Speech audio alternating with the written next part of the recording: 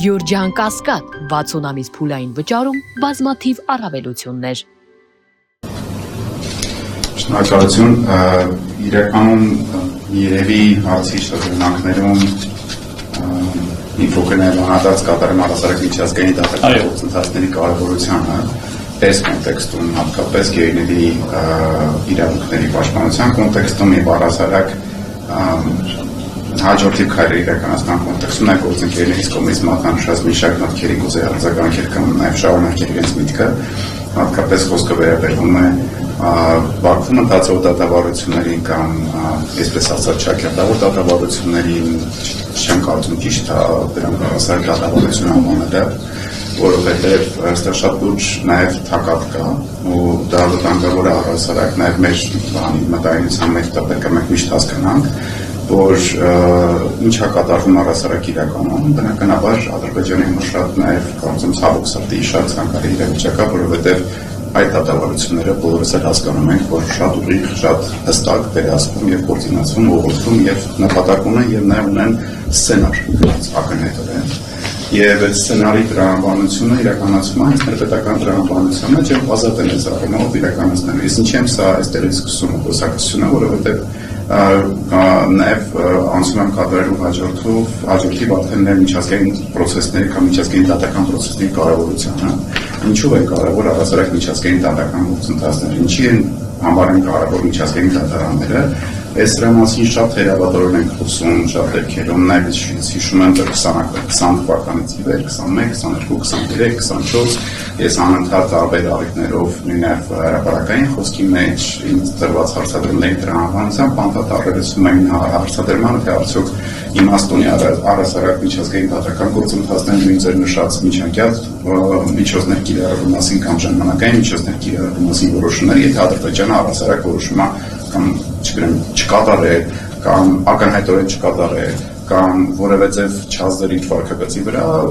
հենց այս տրամաբանությունը եկեք փորձենք հասկանալ իրականում ինչ կարևորություն ունի դրանք, որովհետև նախ եւ առաջ միջազգային դատական գործընթացների կարևորությունը առանցքային է այստեղ, որովհետև երբ որ դու միջազգային դատական գործընթացները հանում ես, կոպիտ ասած, ամբողջ հավասարման մեջից, այսինքն հանում ես ընդհանրապես ամբողջ պատկերի մեջից, մնում են Բաքվի դատավարություններ։ Ակնհայտ է Բաքվի դատավարությունները շարունակվելու են, ակնհայտ է, որ միակողմանի ճշմարտությունը պարտադրվելու է։ Իսկ այդ միակողմանի ճշմարտության պարտադրումը շատ կարծում եմ այդքան լավ հետևանքներ չի ունենում նաև երկարաժամկետ կտրվածքով, որովհետև առասարակ նաև ինչի մասին է խաղաղությունը, կարծում եմ, խաղաղությունը նաև ճշմարտության մասի պետք է լինի, որովհետև դժվար է սեղմել այդ ամեն ինչը, այսինքն մարդու իրավունքների կողմնակում խախտումները, պատերազմական հանցագործությունները, բարբերական խախտումները մարդու իրավունքների ու դրանք պարզ է, որ միակողմանի չեն եղել։ Պարզ է, ասենք, կլինեն, որ պատերազմական իրավիճակներում հնարավոր է նաև երկկողմանի խախտումներ, բայց այստեղ խոսքը նաև միջազգային դատական գործընթացների իմաստն է հենց այս կոպիտ ասած հնարավորությունը, հավասար հնարավորությունը պատմությունը ճիշտ ձևակերպելու կամ ճիշտ գրելու մասին։ Իսկ հակառակ պարագայում դրանից դու զրկվում ես ցավոք սրտի միջազգային դատական գործընթացներում այս առումով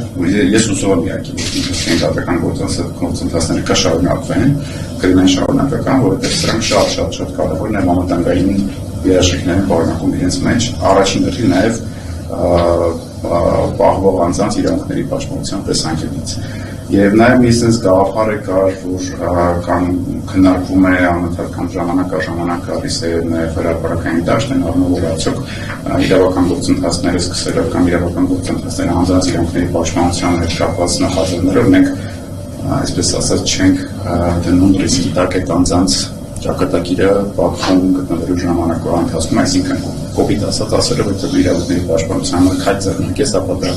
նեգատիվ կանոնադրման պայմանների վրա օրինակ, բայց կարծում սա աբսուրդային է, սա ևս թակարդային տրամաբանություն է մտածելու, դա շատ վտանգավոր է այս մտածելը, որովհետև դա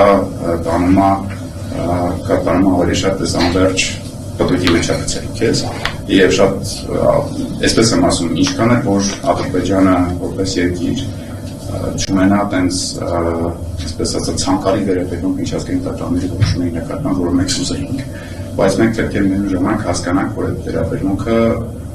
այդպես է լինում։ Դժվար է ասենք, դժվար է ակնկալել նաև միջև այդ որոշումների կայացումը, որ վերաբերմունքը ակտկրին էր։ Ես չեմ կարծում, որ մենք պետք է այդպես նայել լինենք ու կարենք, որ ասենք հենց որոշումը կայացրեց, միանգամից տենց օրերի ընթացքում կամ ամիսների ընթացքում տենց մի հատ հրաշքով փոխվել էր այդ ամբողջ պատկերը եւ ամբողջությամբ պատահել է, չէ՞։ Ցավոք սրտի իրականությունն է, որ այդպես ցավոք սրտի չի լինի, բայց արդյոք դա նշանակում է, որ առասարական իմաստեն ոչ։ Կարծում եմ նաև նույնիսկ նմանատիպ բովանդակություն ունեցող երկրների համար միջազգային դատական պրոցեսները ունեն հստակ ազդեցություն։ Իրանք վստահաբար ազդում են պետության վարկանցի վրա, վստահաբար ազդում են սահմանափակման պետության գործողության շրջանակները, վստահաբար դիմացինը ստեղծում են վերացուցիչ կապանքներ, քաղաքական առումով, ռեպուտացիոն առումով, շատ այլ առումներ, որոնք կարծում կարևոր են առհասարակ երկարաժամկետ կտրվածքով։ Եվ այս առումով էլ բնականաբար նաև կարևոր է, որ ծերացին պատասխանելով, որ միջազգային դատարանների կայացրած որոշումների հետամուտ լինելու պրոցեսը անընդհատ է, որովհետև դրանք որոշումը որ կայացվեց,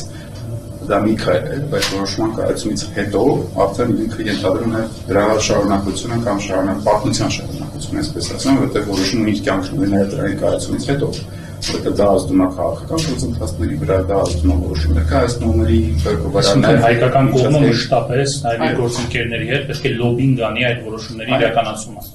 տարբեր հարթակներում։ Ես կարծում եմ, որովհետև այդ որոշումները իրավունքների պաշտպանության որոշումն շատ կարևոր են, որտեղ իրավունքների պաշտպանության վերաբերյալ շարունակությունը, որովհետև մենք ունենք առնվազն ունենք եվրոպական դատարանի որոշումներ, ունենք առանձին միջազգային կիրառում ասող, բացի եվրոպական դատարանից մենք նաև ունենք արդարադատության միջազգային դատարանի ժամանակային միջազգային կիրառում մի քանի որոշում առնվազն, եւ առաջին որոշումը իրականում 21 թվականի դեկտեմբերի 7-ի որոշումը հենց վերաբերվում է նաև պահպանված իրավունքների պաշտպանությանը։ Ու առասարակ այս որոշման կարևորությունը ինչով է նաև ամրապնդվում եւ ընդգծվում այն հանգամանքով, որ արդարադատության միջազգային դատարանում քննված գործը հիմնված է ռասայական խտրականության բոլոր ձևերի վերահսկման մասին կոնվենցիայի տրամաբանության վրա, որի տրամաբանությունը այդ խտրական վերաբերմունքի առասարակ բացառ ունի, որը հենց առանցքն է այս ամբողջ պատմության։ Այսինքն այն հակահայկական մթնոլորտը, որ կա եւ դրա տրամաբանությունը հեսա